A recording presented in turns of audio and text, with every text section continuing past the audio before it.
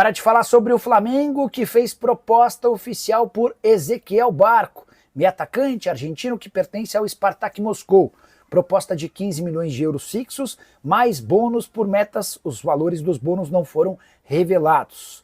O Ezequiel Barco é aquele atleta que se destacou no River Plate, chegou a jogar na Argentina e se mudou para o Spartak Moscou, onde é titular absoluto. A ideia do Flamengo ao resgatar ou reabrir a negociação com Ezequiel Barco tem muito a ver com a dificuldade na contratação de Jorge Carrascal, meio atacante colombiano que pertence ao rival Dinamo Moscou. O Flamengo chegou a um acordo com o Carrascal, chegou a um acordo com o Dinamo, mas o time russo pediu garantias bancárias para fechar uma negociação de 12 milhões de euros. Isso encareceria o negócio em cerca de 20%.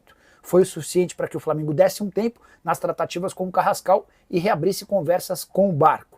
Acontece que o Spartak Moscou já recusou a proposta do Fla de 15 milhões de euros fixos, mais bônus pelo Ezequiel Barco. Então, nesse momento, o Flamengo não tem nem o Carrascal nem o Barco e segue no mercado em busca de reforços. Já havia contado para vocês que o nome dos sonhos do Flamengo hoje para a função de meio-campista é de Lucas Paquetá, mas o rubro-negro só pode avançar nessa negociação depois que sair o resultado do julgamento. O Paquetá pode inclusive ser banido do futebol. Outro nome que agrada, mas ainda com conversas embrionárias, é o de Anderson Talisca. Hora de falar sobre o futuro de Rafael Tolói, o ex-zagueiro do São Paulo, do Goiás, e que estava nos últimos anos no futebol italiano. Foram 10 temporadas no Calcio e está livre no mercado depois de não renovar o contrato com a Atalanta. Desde 30 de junho ele pode escolher seu futuro. Importante contar que o Tolói conversou com clubes brasileiros, mas sem propostas oficiais. Foram aquelas tratativas iniciais de, e aí, como é que estão as coisas? Você toparia vir? Qual que seria o valor de uma contratação?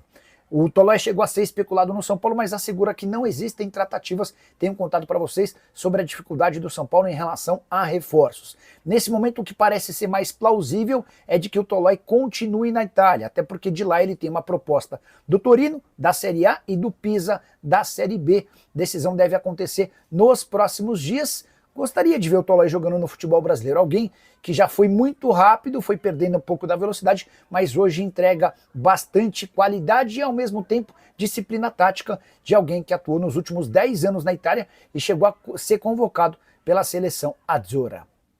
Hora de falar sobre o Flamengo. Preciso te atualizar sobre as tratativas entre Flamengo, Tati Castellanos e Lazio. Informação de que o Flamengo tem acordo com o atacante argentino confere. Jogador de 26 anos de idade já se acertou em relação a salários, direitos de imagem, luva e tempo de contrato, mas a chance desse negócio acontecer é praticamente zero. Primeiro, porque o Castellanos está avaliado em 25 milhões de euros. Depois, porque o diretor esportivo da Lazio, Ângelo Fabiani, disse que o atleta nesse momento é inegociável. Um mês atrás, o West Ham da Inglaterra chegou a procurar a Lazio com uma sondagem para entender as condições do negócio e foi avisado, assim como o Flamengo, de que a Lazio não tem a intenção de negociá-lo. O Flamengo já não conseguiria pagar os 25 milhões de euros, hoje o valor de mercado do Tati Castellanos. Se a Lazio não topa nem fazer negócio por 25 milhões de euros, dá para dizer que a chance desse acordo é praticamente zero.